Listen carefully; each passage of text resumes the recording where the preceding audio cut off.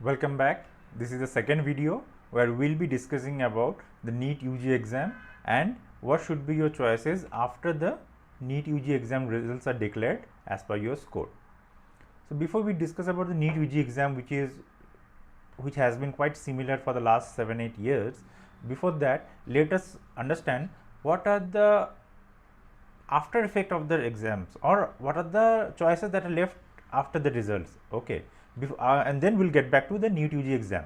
This is very important because once you know the future ahead, it will be very easier for you to concentrate on the present, so that because you know the outcome, what can be the maximum outcomes you have. Okay, so see, if you are appearing NEET UG exam, there are two possibilities. Either you will be qualifying NEET or you will not be qualifying NEET, provided you are not absent for the exam, correct? So qualified or not qualified. Now once you qualify, there will be two choices in front of you. Either you will qualify with high score and higher ranks, or you will qualify with lesser score and lesser rank. These are the two options. So in this video we will be discussing, if assuming that you will score a pretty decent high rank, say around 500 plus or something, so there will be, you will be easily getting MBBS or a BDS seat if required in government colleges or in very reputed institutions, and accordingly you will take your decision. Now later on in the video series we will also discuss what if you qualify with a lower rank. Now by saying this, I don't mean that you will be a student who deserve a low rank. No, sometimes what happens, due to the pressure of the exam, even we have seen very good student academically in physics, chemistry, biology score 90-95%, yet they have scored comparatively low in NEET exam. Because of that competition, sometimes they are scared, they are nervous, and they go and get a, they do appear the exam, but due to that nervousness they score low. So there are options for them too. So for that we will discuss in one video regarding student who qualify with low rank, as well as student who are good student, who are averagely good student, and but for some reason for that day they could not able to perform. And obviously you understand, this is a competition where many students will compete, so the government will by default qualify 50 percentile and disqualify 50 percentile. So what happens to those 50 percentile who could not get the qualification marks? There are options where a not qualified NEET candidate also can become a doctor, and yes, it is not an illegal way, it's a legal way. We'll explain you in one set of video about that also. So to know those details, please stay tuned to our video series. Let's discuss about the NEET UG exam and the competition that you are about to face. So you see, NEET UG 2024, already the important dates are announced. So the exams will be conducted by National Testing Agency as per the previous years. Nothing has changed. Exam is on 5th of May in 2024. Okay, application fees for general, it is 1700.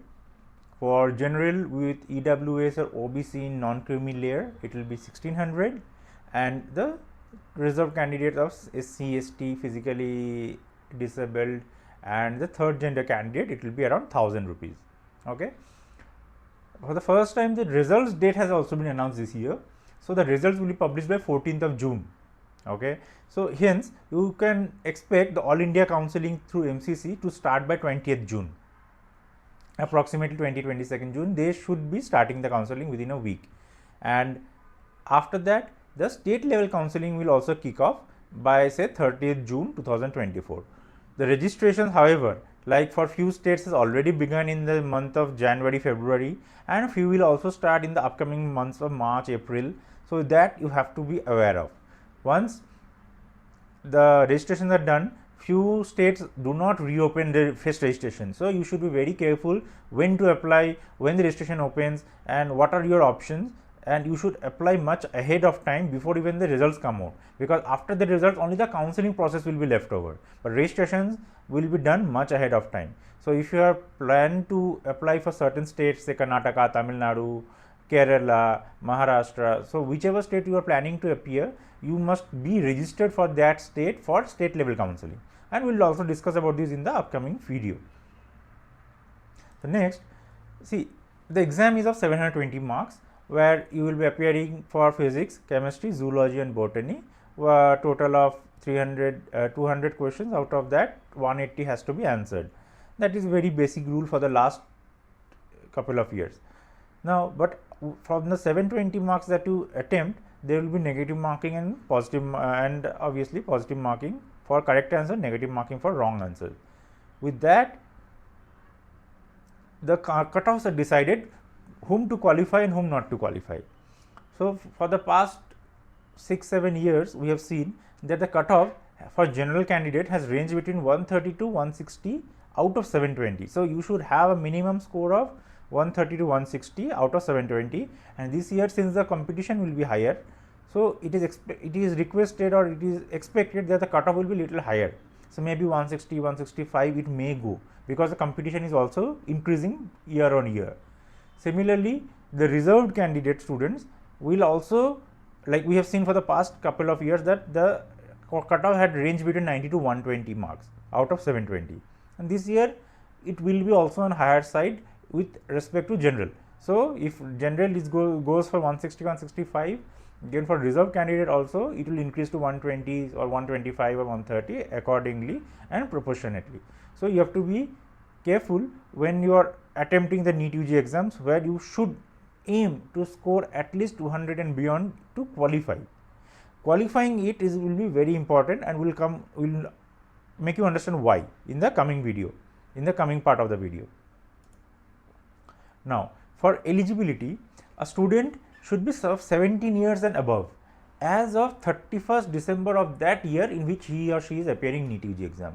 So, if you are appearing for 2024, you should be 17 years and above by 31st December 2024. Okay. Although your date of birth may be in June, May, March, anywhere, but by 31st December this year, you should be crossing 17 years of age, then you are eligible. So, your date of birth should be before 31st December 2007. Okay. And there are no upper age limit. So, anyone above 17 years can sit for the exam, although there is an upper age limit for Ayush courses, but for MBBS and BDS there are no upper age limit. Okay. And now, as we were discussing in the last point, that qualification is very important. Qualification is very important because not only after qualification you stand a chance to study in India, but also if you dream of studying abroad in any country, then qualifying NEET is very mandatory.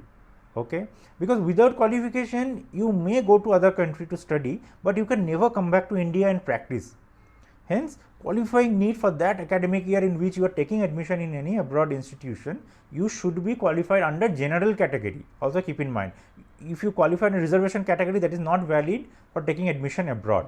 You have to qualify under general category, whichever is the general category marks this year, you have to qualify under that minimum having that much marks, and you can go to study in India or you can go and study abroad. Okay. And also, as usual, the pass in class 12 marks with physics, chemistry, biology individually. So, you should individually pass physics, chemistry, biology. At the same time, your aggregate for physics, chemistry, biology taken together should be greater than 50%, and for OBC, SC, ST it is 40% aggregate, but individual pass is very important. Okay. So, this you should always keep in mind.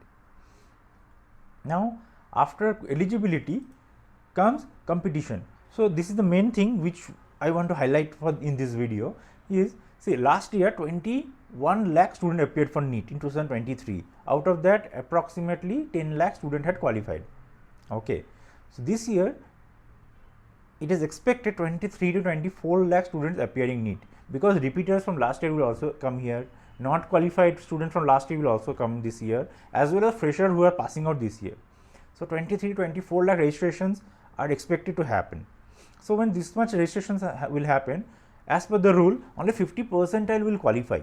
Okay. So, now the 50 percentile will qualify, will come in the bracket range of say approximately 11 to 12 lakhs depending on the total number of registration. So, if we take a round off, so to let 24 lakh if people registers for NEET UG 2024, 12 lakh will qualify NEET with minimum marks, and definitely the maximum marks will also be there, correct.